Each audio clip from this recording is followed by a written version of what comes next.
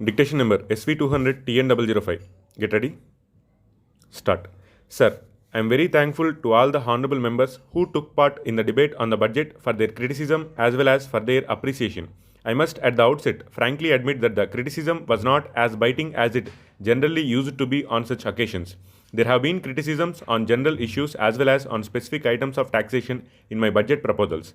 My colleagues has already replied to some parts of the criticisms yesterday, and therefore I do not propose to repeat those arguments over again. Yet it may be necessary for me, in the course of my reply, to repeat some of those things.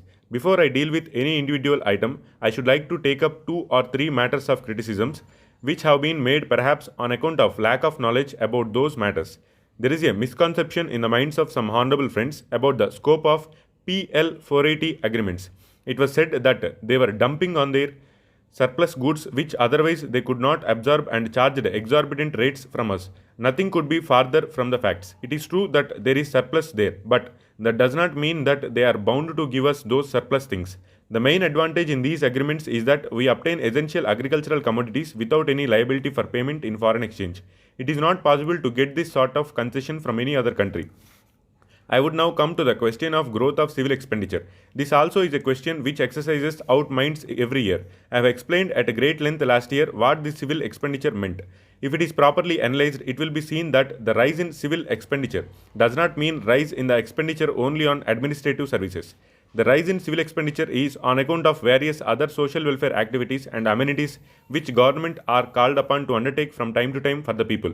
Then it has to be remembered that with the expansion of governmental activities, some corresponding increase in expenditure on administrative services is also inescapable. I would, however, like to take this opportunity to point out that we have not been complacent in this matter at all.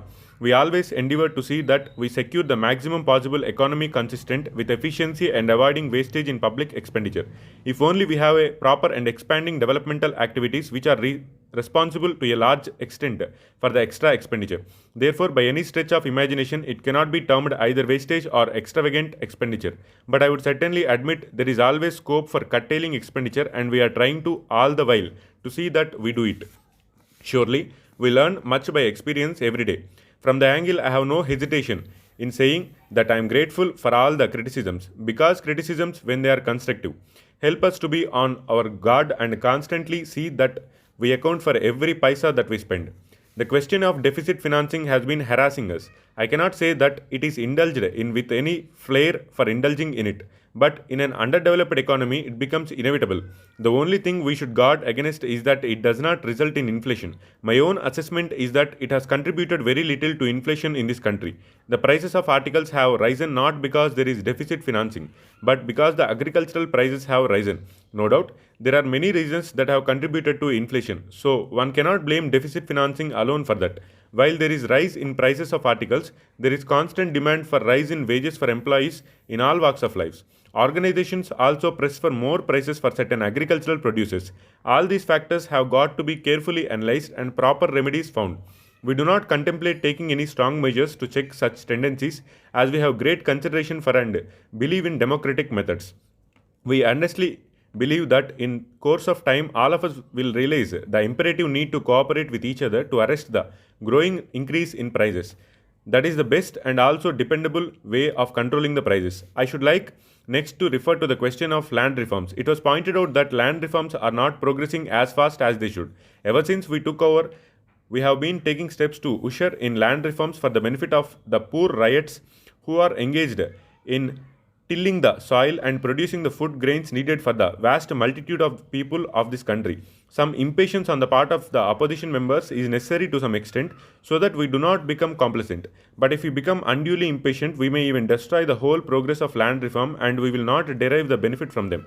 Nevertheless, I assure the members that the remaining part of land reforms that we have set before ourselves will be implemented within a period of 2 or 3 years. As for the projects in the different regions, I may at once say that it has been our policy to see that the different regions developed properly and ultimately they will all come to the same level. But it is not possible to put them on the same level immediately and it will take some time to achieve it. We have to utilize all our available resources and try to get more return. Otherwise, we could not develop as fast as we wish. It is in the country's interest that we should see that our resources are multiplied faster and faster so that our development becomes quicker and quicker. Stop.